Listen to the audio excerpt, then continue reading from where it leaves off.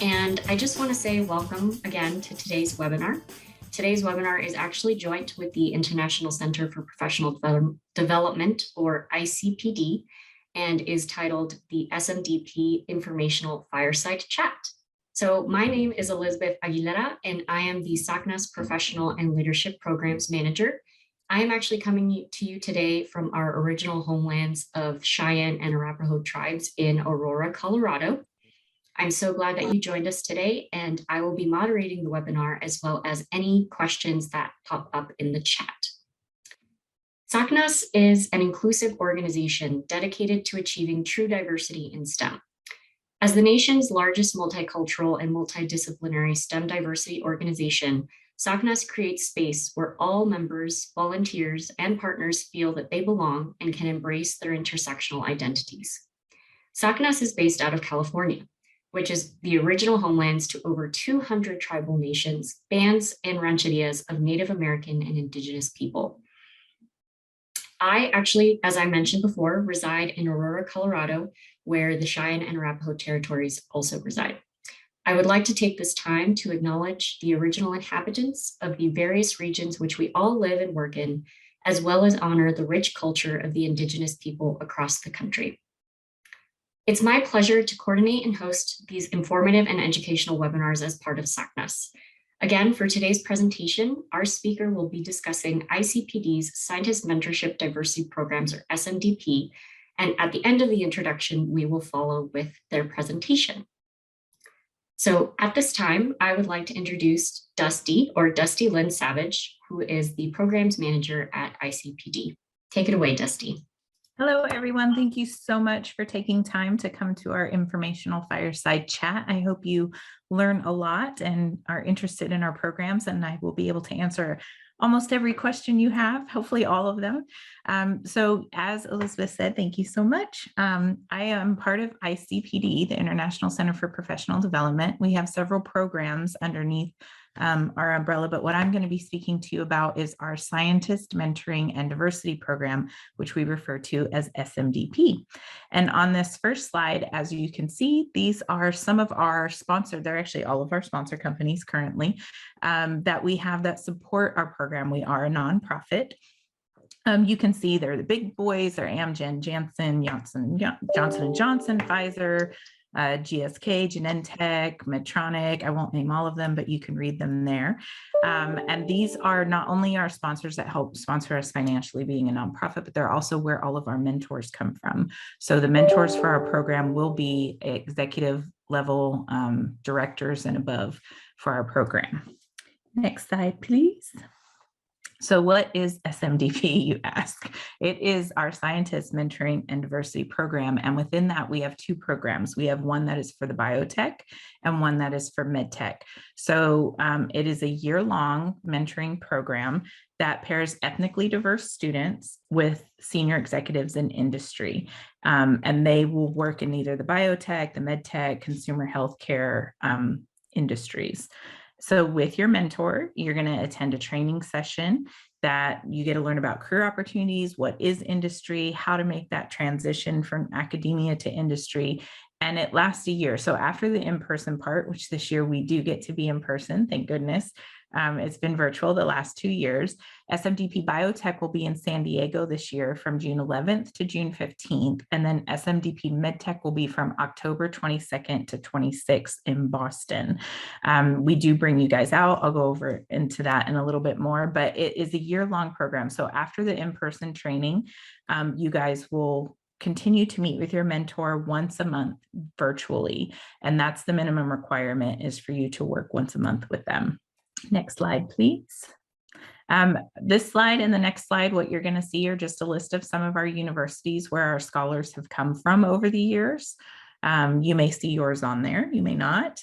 If you don't, I'd love for you to be the first one to represent your university. So you can see we have a lot of them.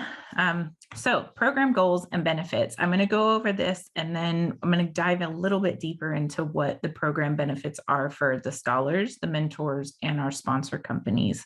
Not that you care too much about that, but it'll kind of give you an overview of why we do what we do. So SMDP Biotech has been around for over 20 years, and SMDP MedTech, I believe we are on our 10th year this year, 11th year. SMDP Biotech caters more towards our PhD students, postdoc students, whereas SMDP MedTech, we actually do have some undergrads that will, juniors and seniors that can participate. The difference between the two is mainly what direction the careers are. So biotech obviously is geared more towards the biopharma aspect of it, whereas the MedTech is more medical devices, the engineering side. Both have an element of consumer healthcare to them. So what do you get out of it? You get extensive exposure to the medical devices and the biotech industries. You'll get guidance on your career. It's all expenses paid for the most part. So we take care of your lodging, your food, your travel to and from the convention center, your it's a full admission into the convention center. So you'll get to attend all the plenary sessions, any of the breakout sessions that they have. You get 1 year of mentoring with your executive. It is a 1-to-1 ratio. So you have your own, someone that's with you for the entire year. And you get to attend a major industry conference, which in biotech's case, it is Bio International. And for the MedTech program, it is the MedTech conference. There's no cost to your universities, no cost to you virtually. We say, unless you buy souvenirs or something where you're at, and it helps the career development for the universities. Next slide, please. So for your scholars, you're going to get to learn about how to make that transition from academia to industry, 2 different worlds. Some of you may not have any clue what industry is, and that's okay. That's what this program is about. So you'll come and we'll talk about career paths, and we'll have a panel of some of our mentors, and they'll tell you where they went to school, what they studied, how they got in the door, what their career path plan was. We'll talk about the future trends of R&D, where the industries are going. You'll get to hear from an alumni panel. That's one of my favorites, where you'll hear from SMDP alumni that have gone through the program, are now working in industry. It's extremely interactive. You'll be able to ask questions. We go over what I call just like the nuts and bolts of everyday things that you'll be able to use, whether you go into industry, stay in academia, or go sell scuba gear. If that's what you decide to do after all your education, it's up to you. I have had students do that. And those are things like we talk about your social media strategies, your branding, your resume. The resume session is phenomenal. I've heard it probably over 20 times, and I learned something new every single time. Your elevator pitch, we will go over that, because when you go to the conference, you'll be able to practice that. Even with some CEOs of some of our sponsor companies, we'll have what we call pop-up meetings. Your networking skills, and how to get the most out of the conference. Like I said, there's no cost. We do give you up to a $350 travel reimbursement. That will go towards your plane ticket, train, automobile, however you decide to get there. Like I said, the registration for the conference is included. It's a year long, but I will tell you that most of our pairings of our scholars and mentors, they stay in touch well beyond their year. You're not required to, but that's what they just do. You become, I don't want to say like a family, because that's too much of a feely word, but that's how it is. You make a connection with your mentor that you then carry on for years and years to go. Your lodging is covered. Like I said, you will share a room with someone else in the cohort, and then the $350 travel reimbursement. Next slide. For the mentors, they get to enhance their coaching and mentoring skills, improve their skills of identifying high talent. They get to be a support as far as their D&I at their companies, things like that. Our mentors every year tell me they get just as much out of it than as much as our scholars do. It is really neat to see on day one the energy of the mentors. Because the scholars, you guys all come in, you're at the very beginning of a possible career. So there's all this excitement. And a lot of our mentors have been doing what they've been doing for many, many years. And it is really neat to see that by the end of the training session, the mentor's energy. It's kind of like there's like a breath of fresh air for them. So it's pretty neat to see that. Next slide. And the sponsor companies. I'm not going to stay here very long because doesn't really matter to you guys why they're doing what they do, but I think the number one reason why our sponsor companies support our program is because they get access to top diverse talent. So part of what you get with being an SMDP scholar is access to what we call our SMDP portal. And the SMDP portal is kind of like LinkedIn and Facebook smushed together, but it's specifically for biotech and medtech geared students. And it will house our current cohorts, but also all of our past alumni, all of our past mentors. There's tons of talent acquisition from our sponsor companies on there. We'll do webinars on there. There are mentoring moments to help and further your training and things to talk about with your mentor. And one of the most exciting parts is the job board. So our sponsor companies will actually post jobs all on the job board. And if we have time at the end, I'll show you what it looks like. But there's everything from summer internships to postdocs to mid-level management, all the way, sometimes even senior management will be on there, because you have to remember we've been around for 20 years. So some of our SMDP alumni need that mid-level and above management position. A lot of our companies have a way that it's flagged that you're an SMDP scholar, so that when you apply for a position, it takes your application from the bottom of the pile and puts it at the top, because they know our SMDP scholars have already been vetted through the selection process that you go through to become one. And then they get to interact with different our mentors get to interact with different mentors from other companies. They don't normally get to do that on a regular basis. So that's always really great. And then I think one of the other important things, other than tax deduction for them, is that it makes a more heterogeneous technical workforce. So meaning if you gave a room full of Caucasian men a problem to solve, they're going to come up with some ideas, but they're all going to be kind of similar ideas. Whereas if you gave that same problem to a room of a more diverse men, women, all different ethnicities, then that is what you're going to come up with way more different options, different answers. And that's a huge thing. A lot of people don't realize that that actually is something that happens. So I think for them, that's probably the biggest thing. Next slide, which I think that's probably our last slide. I think, yes, there's my information and also our executive directors. So that's kind of the quick version going through the slides, but now I just want to talk very casually with you about what SMDP is and kind of what it's going to look like for you. So when you come to the program, we'll have like a casual dinner for the scholars and the mentors. You won't know who you're paired up with.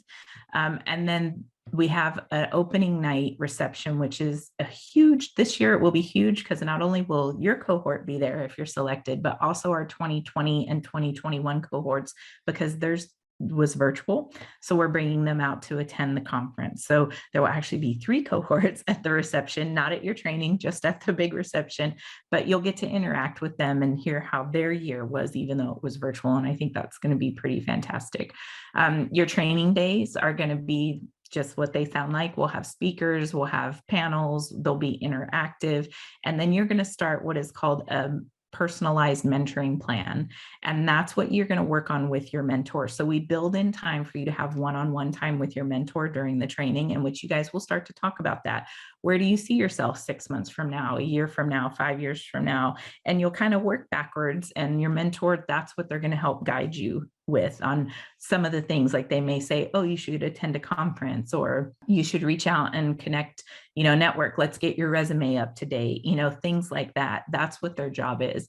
You're not meant to go to work for your mentor. You're not meant to go to work for your mentor's company. If it works out that way, great.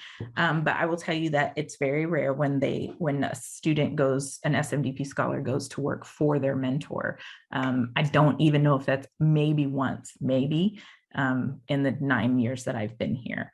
So their job is not to groom you for their company. Their job is to groom you for what your goals are. And so if your heart is set on working at Johnson & Johnson and you get paired with an Amgen mentor, the Amgen mentor is still going to mentor you, and they still celebrate your success of getting to work, hopefully at J&J by the time you're done. So that's kind of what that is. Once a month, when you meet with your mentor virtually, you can meet more than that. That's just your minimum requirement, is once a month. And once you do that, you'll be uploading this mentoring plan on our portal. It's private just for you, your mentor, and myself. I only look at it to make sure that you guys are meeting, that you're staying on track. That way, if for some reason, because it'll ask you, did you meet with your mentor? And if for some reason I notice like 2 months in a row, you say no, without much of a, like if it's like, no, because it's the holidays, we decided not to meet. Okay, no big deal. But if a couple months go by and I notice you guys aren't really meeting, I'm going to reach out to you and be like, hey, what's up? And then I'll reach out to the mentor and we'll get you guys back on track. So that's what you're required to do once a month, other than meet with your mentor, is you have to do what's called an update. It takes you 5 minutes to do. It literally asks you, did you meet with your mentor? What did you talk about? And there's little boxes you can check on whether you attended a conference, got hired, read an article, things like that. Super simple. It's not going to interfere with any of your studies or lab time that you're doing. Let's see how we pair up mentors. That's one very big question I get all the time. And I used to joke that we put your names in one hat and their names in another and we draw them, but it's really not it. We put a lot of thought into how our pairings go, and we don't hardly ever have any issues with our pairings. Most of the comments we get are, how did you know we get along so well? And we've learned over the years, it's just a formula that we do. We read your bio, their bio, and we try to find some common ground. So it may not be like, if you're into toxicology, your mentor may not be a toxicologist, but maybe you like skydiving and they like skydiving. I know that sounds silly, but we try to find a common thread somewhere along the way for you. Like maybe you both like to cook, or you both went to the same school, or you were in the same lab. Those are the type of things we look for to pair you up with your mentor. And I think that's like the super fast version, because I want to make sure that we leave room for questions. So again, it's a scientist mentoring and diversity program. You need to be able to work in the United States without requiring a visa. And we focus on, there are 4 ethnicities that are mostly underrepresented in the biotech and medtech fields, and that's African American, Hispanic American, Pacific Islander, and Native American. So those are the 4 areas that we work with, and that's part of why SACNAS. Thank you so much for partnering with us, because a lot of our students are involved in SACNAS across their chapters. Some are some are presidents, some are secretaries. So it's a wonderful partnership with us. So now is the time for you guys to ask lots of questions, and I think there probably are in chat. I probably need to open my chat window. Dusty, I'm actually going to read off some of the ones that we've received this far. So Amrita Barua is asking, can international students apply? So again, that's where the F1 visa comes into play. You have to be able to work in the United States without requiring a sponsorship. So that's the easy answer to that question. We have another question from Debbie Padilla. How many students are typically accepted into the program? It varies from year to year, depending on how many sponsors we get from our sponsors. This year, I can tell you that SMDP Biotech will be accepting 100, which is quite a lot. The last few years, our numbers have doubled or tripled, which is exciting that there's so much diversity and inclusion going on in these big companies. So this year we're at about 100 for SMDP Biotech, and SMDP MedTech will probably end up being around 30 or 40 this year. I have one from German or Herman Barcenas. For PhD students, is there a good time to apply, like early or late in their program, or even after we get our degree? That's a fantastic question. I tell people to apply no matter what. But typically for SMDP Biotech, the further along you are in your PhD program, probably the better, because this program is about bringing ethnically diverse students into industry. So obviously the closer you are to being able to work, the better. However, we do have students that are part of our program that are at the beginning stages of their PhD, because sometimes there are positions that open up that don't require you to have a PhD, right? Especially for SMDP MedTech, they're not required to have PhDs at all in that program. If you do, that's great, but you don't have to. So after you get your degree, absolutely, we have postdocs that are part of our program all the time. And that's even, on one hand, that's even better because you are ready to go, ready to be hired. So I tell people, if you're interested at all, apply. If you don't get it this year, I will personally reach out to you to remind you to apply next year. This year we did have one person, it was her third time applying. It's not that she wasn't great 3 years ago, it was just the competition of all the applicants. She just needed to be a little further along, or she needed to develop some leadership skills or more lab experience, things like that. So if you're a brand new PhD student, biotech is probably, like if you haven't even started your PhD program, but you're about to, you can still apply, but no, your odds are probably a little less, honestly.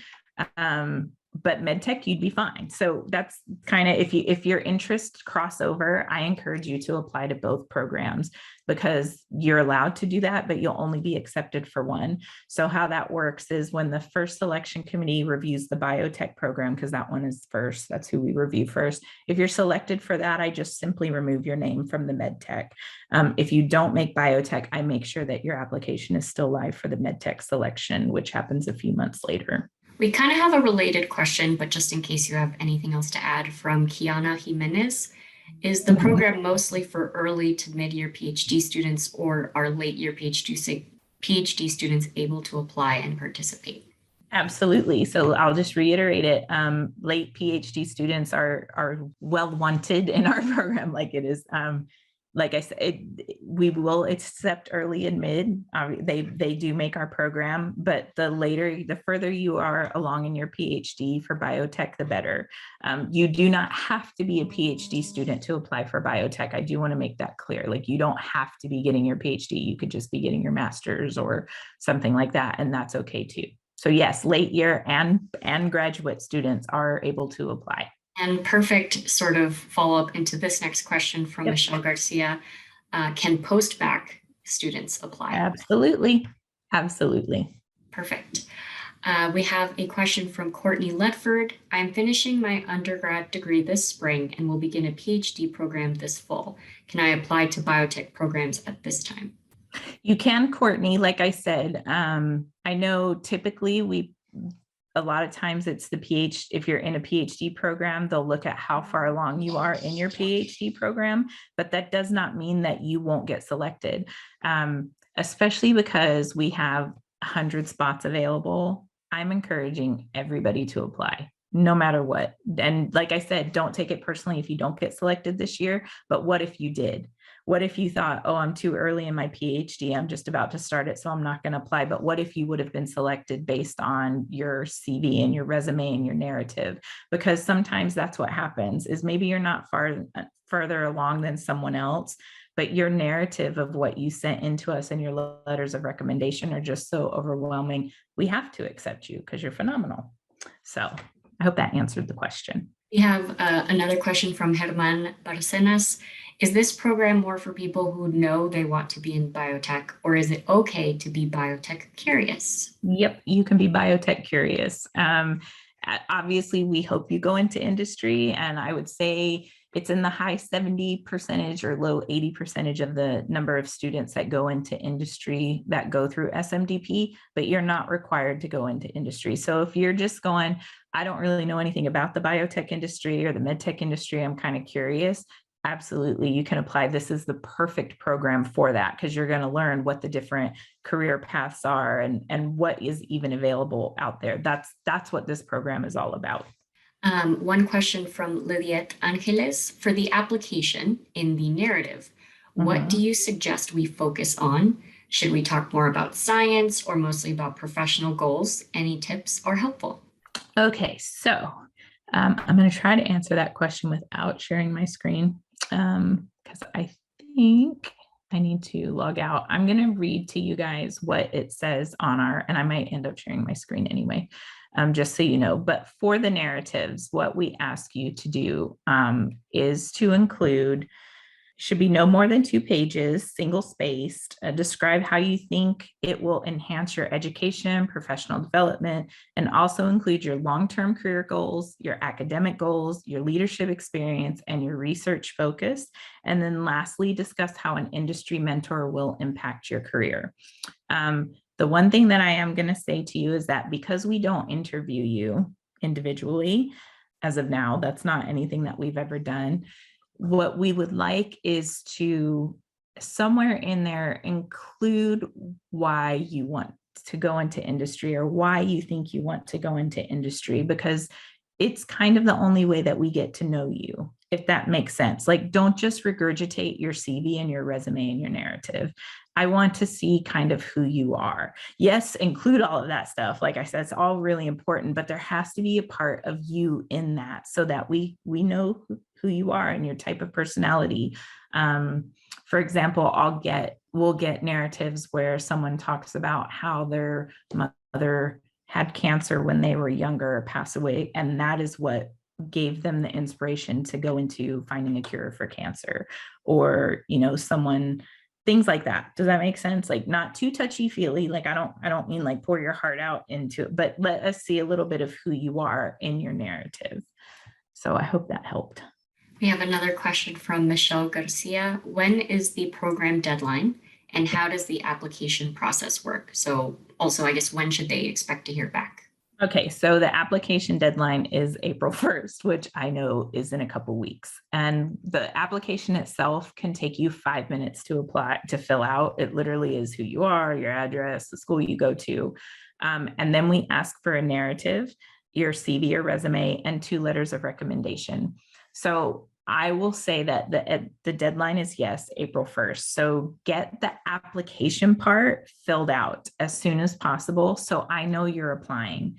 I can work with you a little bit. Like, if we're waiting for an extra letter of rec or your letters of rec, I will work with you on that. Like, I can be a little bit flexible. Like, I can't give you a whole nother month, but I can be a little flexible and put you in like one of the last groups to be reviewed from our selection committee. So that's my advice to you. If you think you're going to apply, if you're interested at all, get the application part filled out first. Then you can always send me your CV, your resume.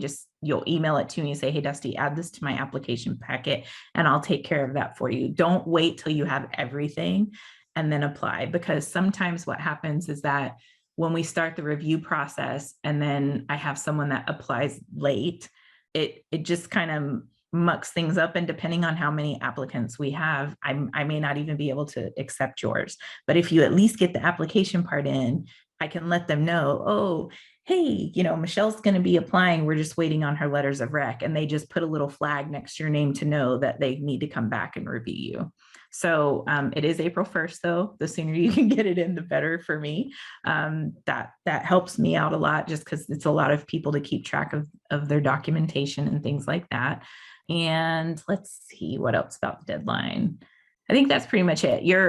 Whoever you get to write your letters of rec can send them to me directly. That is totally okay. A lot of times that's the norm, honestly. There are some that they'll send them to you and then you can upload them, but a lot of people are more comfortable sending it to me directly. Just give them my email and they'll send it, and I will add it to your application packet.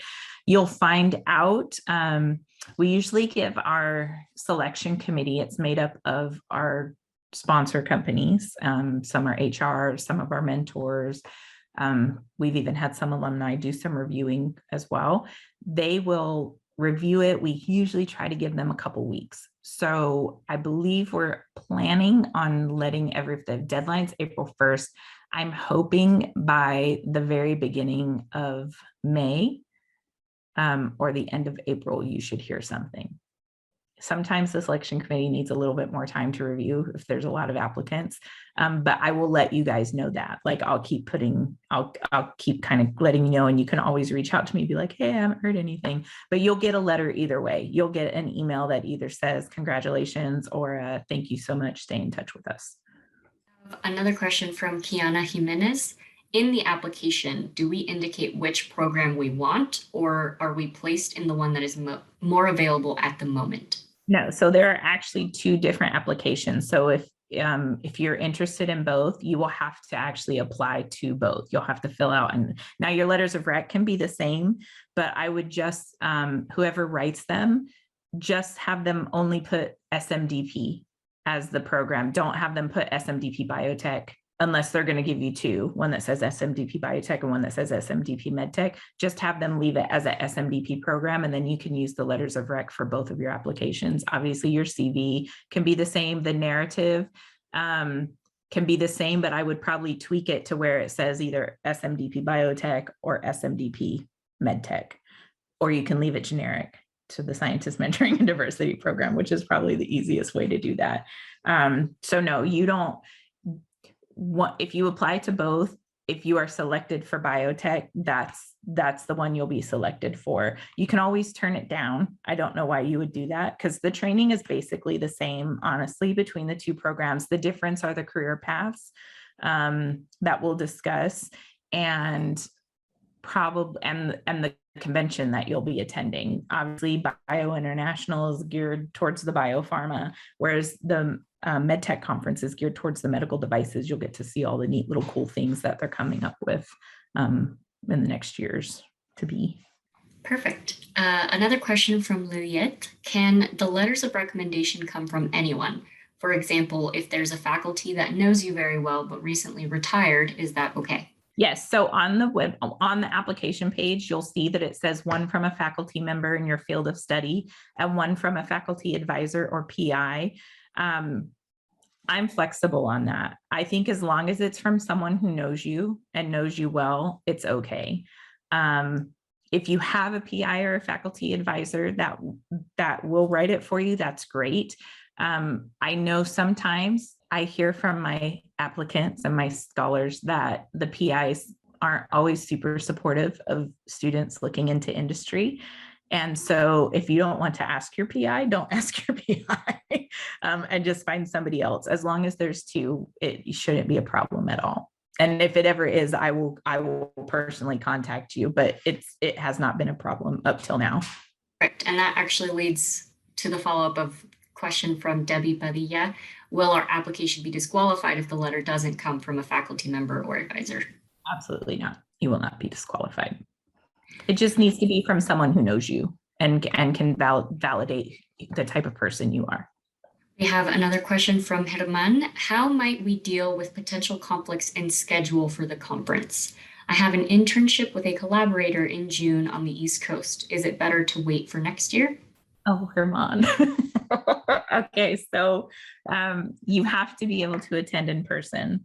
If this is something that you are super, super passionate about, I know I've had a couple people who have internships going on, but when they explain to the company what they're going to attend, they've been able to get permission to go, because it's really Saturday through Wednesday. So you're really only missing Monday and Tuesday and Wednesday. I know that's 3 days, but sometimes like you can maybe go home earlier in the day on Wednesday or go home so you have to be able to attend the training in person, but it may be something to where maybe you go home early, maybe you only miss Monday. That's not the norm. I need to make that very clear. That's not the norm. But if this is something that you're like, yes, this is what I need to do, then just do that, but shoot me an email so I know, so I can just keep a mental note that you won't be able to attend the whole thing. But yes, you have to be there first, at the very least, Saturday, Sunday, Monday. And I didn't really say that. I know we're recording, but I didn't say that because you have to be there the whole time. But there have been situations where someone's had an internship and we've tried really hard to make it work for them if they were selected. So I say apply and we'll see what happens. And if not, then you can apply next year. Great advice. Those are all the questions we have right now. I'm not sure if you wanted to share screen and show the sort of portal.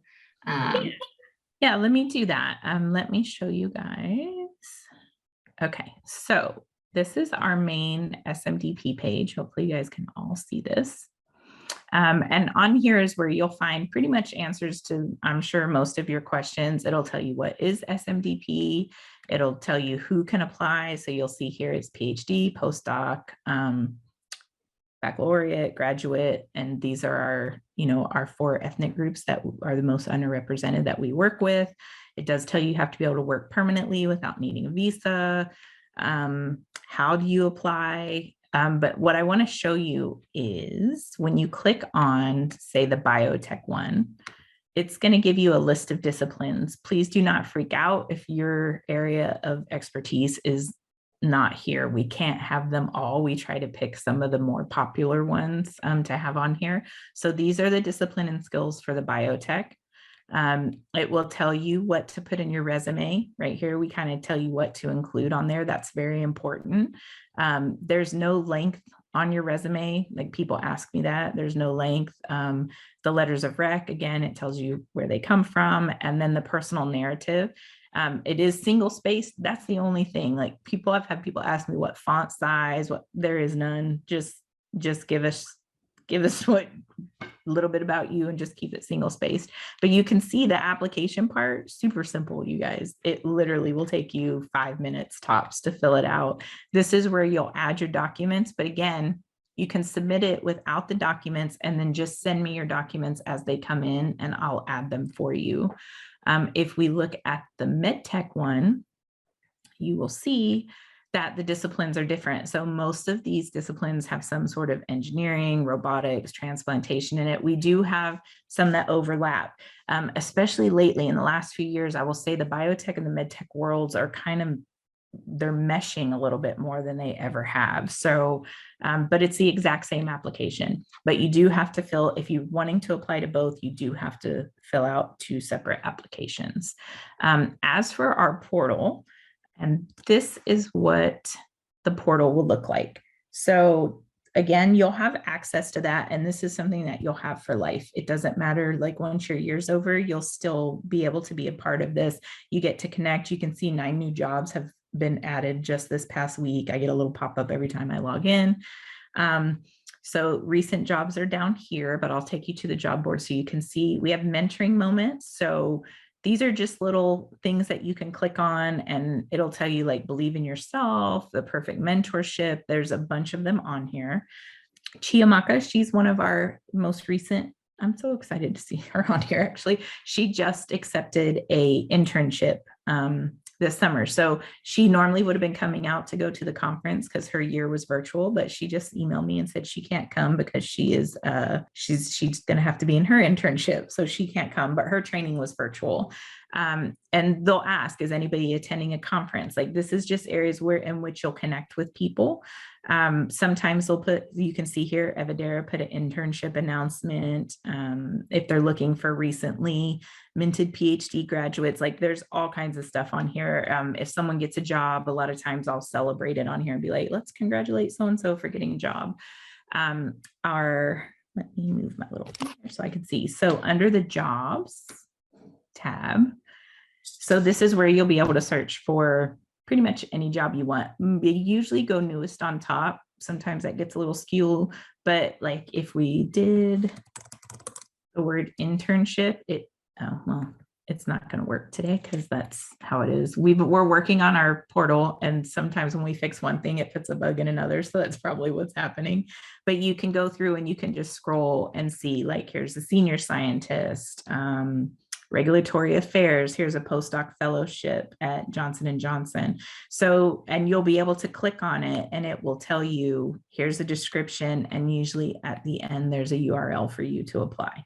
Sometimes it'll have a name on it, on who created it. So if you had a question, you could click on their name and you can send them a message. So you'll see that this came from Danielle. She's a talent acquisition specialist.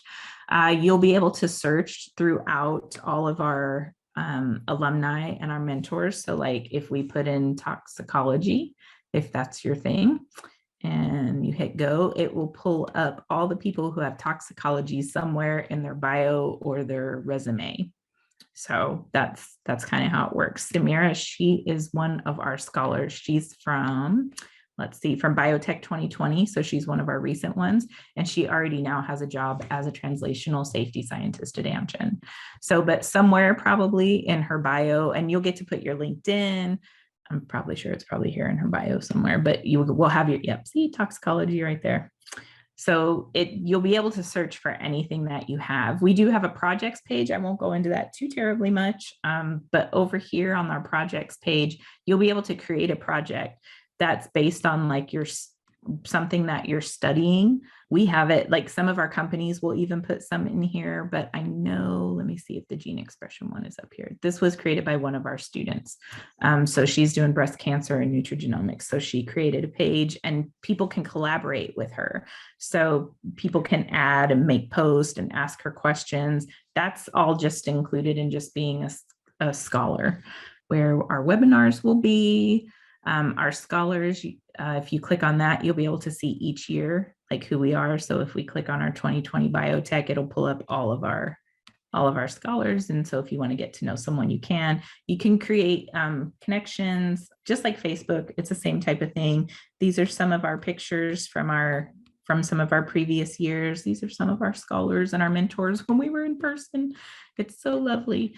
So yeah. So there's all kinds of neat little things on here. We do, when we're in person, we do try to give you guys headshots, a professional headshot when we are in person. That is the plan, I believe, for this year as well. So you'll get to have a professional headshot done, but you can see this is kind of what our training session will look like.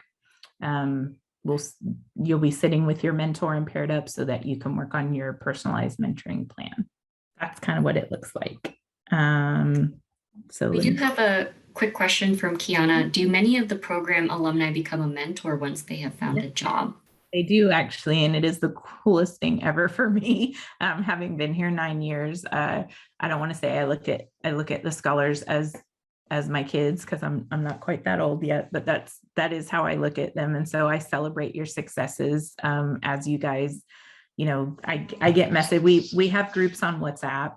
Each cohort has a WhatsApp group, and that's how we stay in touch. So your cohort, even though it may be large with 100, you're going to become really close to everybody in your cohort and celebrate, oh, I'm defending today. And, oh, have you guys checked out this article and things like that. So, yes, I have alumni now that are coming back, and they've been in their jobs, for 5 years or 6 years, and they're now mentors. And it is the coolest thing ever to see them come back and give full circle, because that's what they want, because this program changed their life. And a lot of them didn't even know what biotech was or medtech was. They didn't have a clue what that even meant.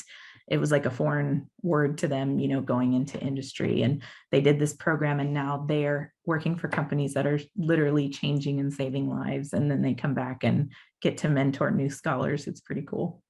It's very, very cool. So if you guys have any questions ever, my email and phone number are plastered all over the website. And you can also ask Liz. You can call me, you can text me. I'm available pretty much 24/7 for the most part. I do sleep every now and then. If I don't answer you right away, I'll get back to you as soon as possible. And I did just post your contact information in the chat. Great minds think alike. But yes, that is time. Unless we have any underlying questions, we are going to conclude our webinar. We want to thank everyone for attending, and I'm sure Dusty will be very excited to see some new applications from those who attended today. This is recorded, so we will share it in case you missed any information following the webinar. Thanks, you guys. Thank you, everyone. Have a great rest of your day. Bye-bye. Thank you.